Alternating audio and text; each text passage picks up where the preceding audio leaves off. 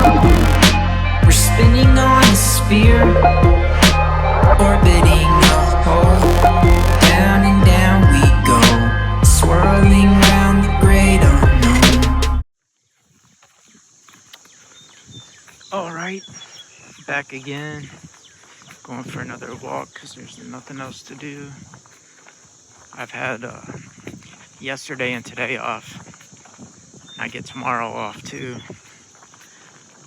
So it's crazy how fast the time flies when you're off, because all you can think about is like, oh, this is the final day, or tomorrow's the final day before I gotta go back.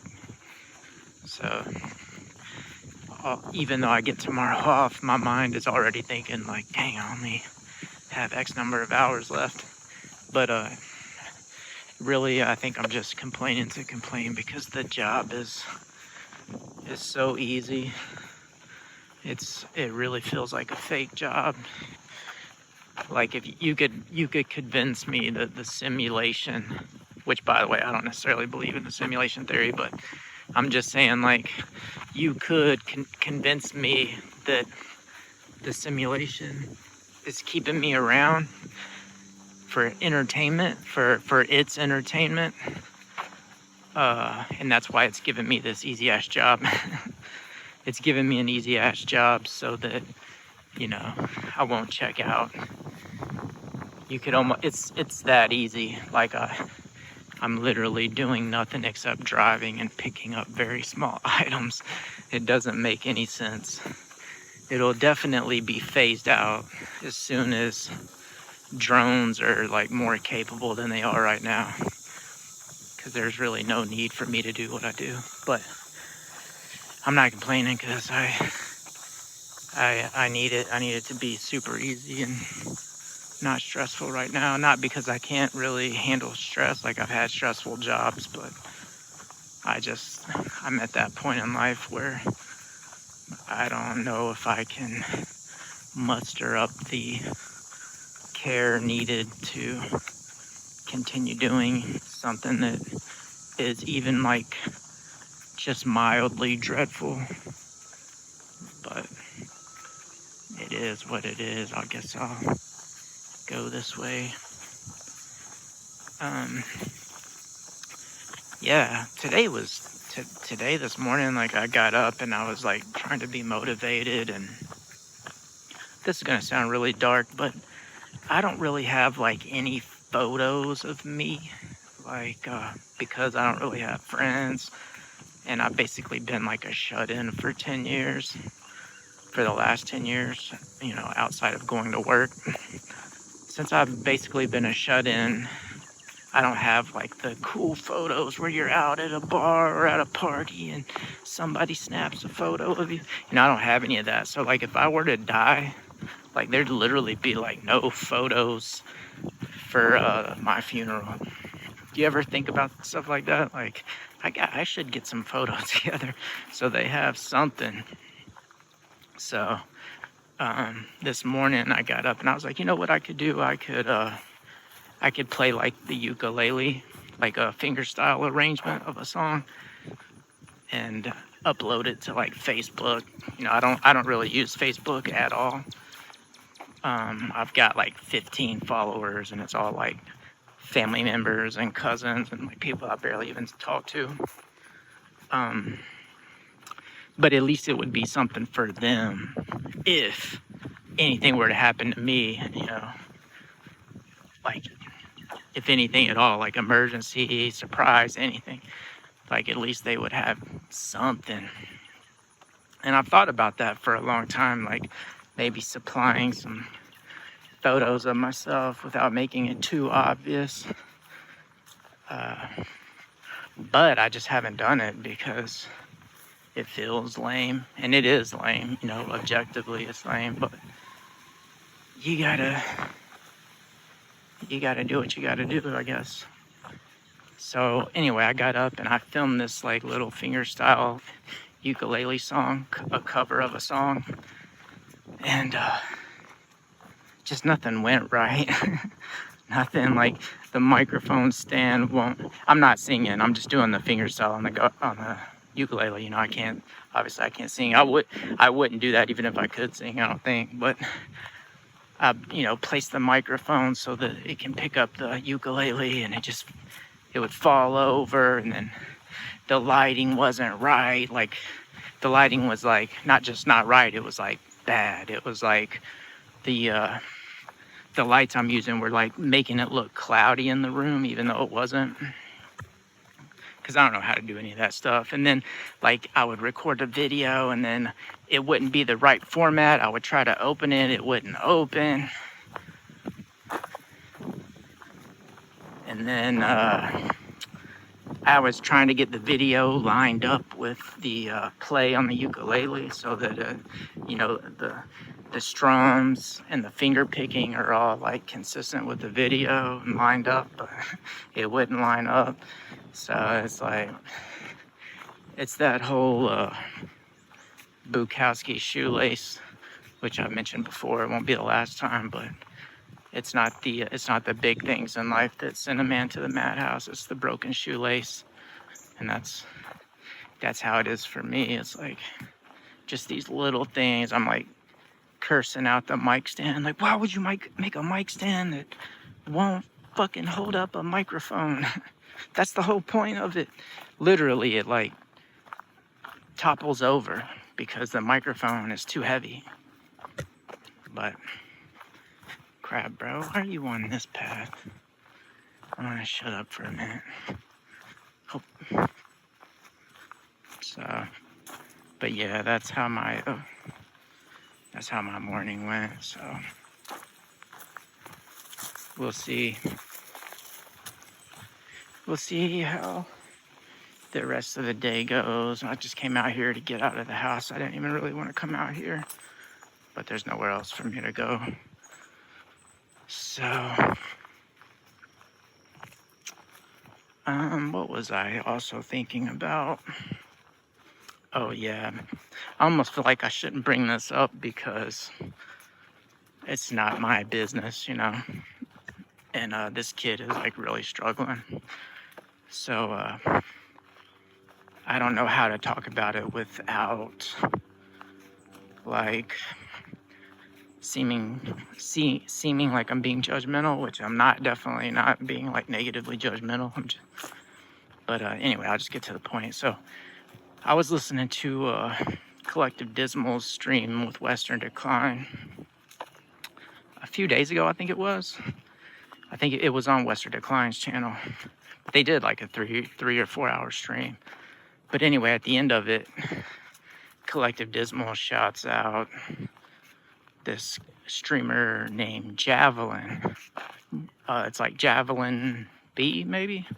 I can't remember. But anyway, so I did a YouTube channel search. It was like, who's he talking about? And it took me a little bit, but I eventually figured out who he was talking about. So I followed this guy, and I started watching a couple of his videos. He hasn't been posting for very long. He's only got like 14 subscribers. But man, it's very his level of like self-awareness of his predicament, of his bleak predicament, is very very unique. Like most people are not capable of speaking about their situation as candidly as he is. So in a sense, it's very like admirable. But at the same time, it also does look like it's all in his head. Like there's nothing physically, he doesn't have any like physical abnormalities that stand out that would make you think like, okay, I get it, why he is the way he is. There's nothing that stands out. He's like, I'm not saying that he's tall, but he's not like short. I don't think he's a manlet. Maybe in his mind he thinks he is, I don't know, but he objectively doesn't look like it on screen. He's got a full head of hair. So, he speaks well. He doesn't seem, he seemed at least average IQ, you know. I don't know. I'm not saying that he's in one direction, you know, a deviation above, a deviation below. I wouldn't say that. I think he just at least seems average. And if anything, I would say above average if he has this level of self-awareness. So it does seem like it's all in his head. But I don't have any wisdom for him. I don't have anything to offer up. And, you know, I don't want to be the normie who's just like, just get out there, put yourself out there and exercise and blah, blah, blah. Which he clearly would benefit from all of that. He would benefit from, you know, getting up, exercising, dieting right. Like earlier today, he posted a video where he was talking about eating shrooms and getting high, but he's admitting it in like a guilty way, like he wishes he wouldn't do it. So, you know, if he feels that way about it, then he probably shouldn't do it. But what are you going to say? You're going to step in and be the normie and be like, don't do drugs, man. You know, the problems that he's facing are deeper than that. Like, there are lots of people who do those same drugs that, you know, are having a great time in life. So I don't think it's that, but I do think that he probably shouldn't do those simply on the basis that he needs to figure out, he needs to work on his own, he needs to optimize himself before he can like dabble in the enjoyment and leisure that drugs provide. He needs, you know, it would be like if you're in a house and it's burning, but you're intoxicated and you don't realize that it's burning yet. You're just chilling. You're chilling because you don't feel a threat. If you weren't intoxicated, you would have already sensed the threat and you would have gotten out of the house, warned your neighbors, warned your family, whatever, you know. But being intoxicated slows you down just enough to where you're a little more comfortable than you should be in a dire situation. Maybe if he removed drugs from his life, the pain would, in the short term, get worse because he wouldn't experience the alleviation that drugs are providing him right now. So if he gives them up right now, things will get worse for him in terms of his feeling. But you need to allow yourself to feel bad so that eventually you reach a point where you act, where you get up off of the couch that's inside the burning house and you move, you do something physically. Because I think a lot of us black pill types, I think we're addicted to thinking. Like, that is our activity. That's the thing that we prefer to do. We like thinking. We like ruminating. We like pondering. But at the end of the day, you can do all the thinking you want. At some point, you have to act. If your house is burning, thinking constantly is only going to get you killed. Like, you have to get up and get out. You have to get water and put it on the fire. You have to physically do something. And I think that he might just be stuck in a... Oh, I'm sorry. I think he might just be stuck in a thinking loop where he just can't stop thinking. His addiction isn't drugs. His addiction is thinking. But this is the problem. Imagine being a crackhead and always having crack on you and not being allowed to use it. That would be tough, right? That would be a tough existence. Well, that's what we're facing. We got to think less and do more, but our brains go with us. So at all times, we're thinking, and we always have the option to think more and ponder more, ruminate more. It's like a crackhead who has, you know, crack like taped to their body, while at the same time being told, don't use it, don't use it, don't use it. and all they can think about is, well, it's right there, it's right there.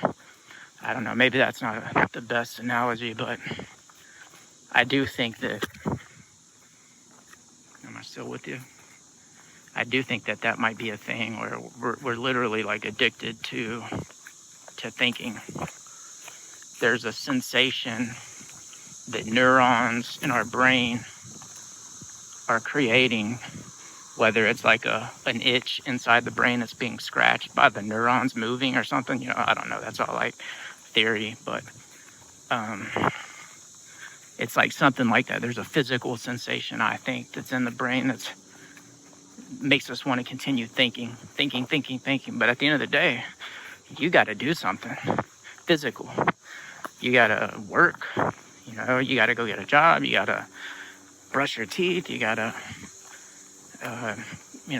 cut your hair, lose weight. You got to, whatever you got to do, but you got to do something physical.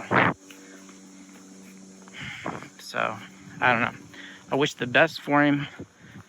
Hang in there, Javelin. If somehow this gets in front of you, hang in there, man.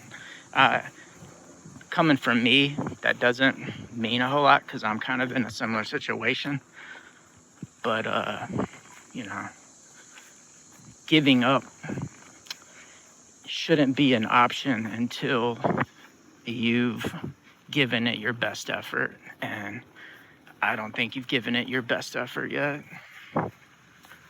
So, I'm not saying that giving up isn't an option, but I'm saying it should be like reserved for the absolute final act. You've given it everything you've got. You don't know what else to do. You've given it everything. I don't think you've done that. You're young. I think you said you're 27. So I'm not going to tell you that things are going to get better. You might have to accept the fact that you live in a shitty reality, and the shitty reality is always going to be a shitty reality. But that doesn't mean that you have to be a piece of shit. The reality can be shitty, but you can stand out as something different. So, like I said, coming from me doesn't really mean a whole lot. I am 45, short, bald, don't have anything going for me really. I do have a house, I do have a car, so I at least have those things where I can like escape into my own little hole. So I am thankful for that. I don't know what I would do without that. But when I was 27, I was in your situation where I was like, coming in and out of my mom's house. I would go get an apartment somewhere, but then I'd run out of money and then I'd have to come back. And I did that all the way up until like 31. So maybe even 32. Yeah, I was 32 when I got my house. So there was constantly a period of me trying to succeed on my own and then failing and then having to move back in and then trying to find a job that I could afford that would allow me to afford an apartment, that kind of thing. So, and that, it was easier back then, 15 years ago, 20 years ago. It was easier back then. It's gotten even worse now. So it's becoming more of the norm for people to stay at home for longer. The good old days of being 18 and moving out and never coming back. That happens very rarely. There are very few people that are able to do that now.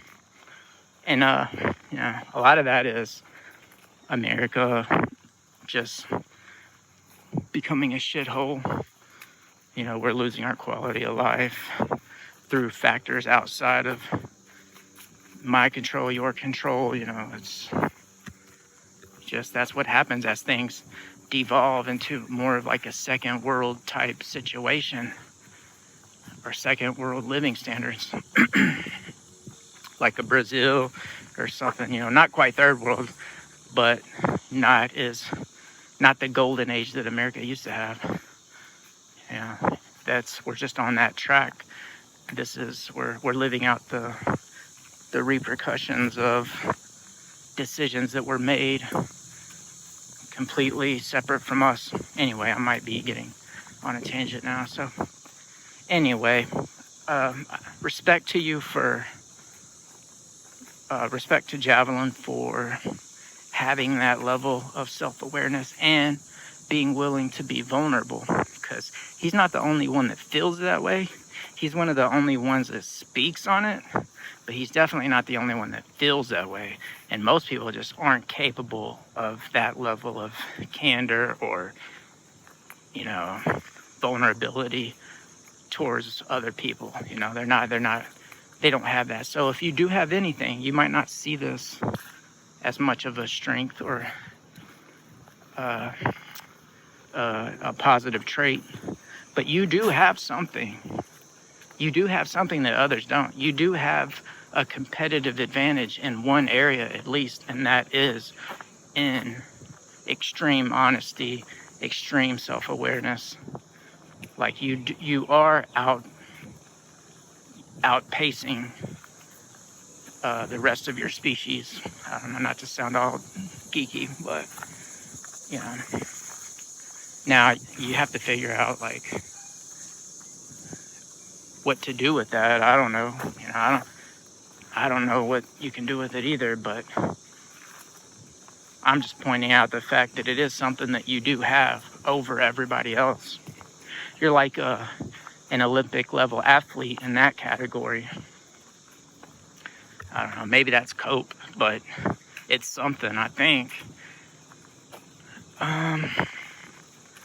But yeah, I guess leave it here. I've been rambling for like 20 something minutes now.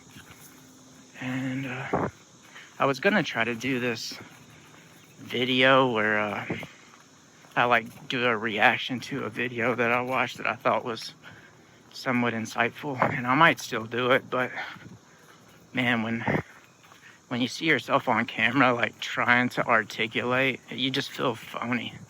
Like the people that are good at it, and props to them, but it's just it's tough, man. When you're not putting videos out of yourself, you can have all the delusions about yourself that you want. You can think so like positively about yourself.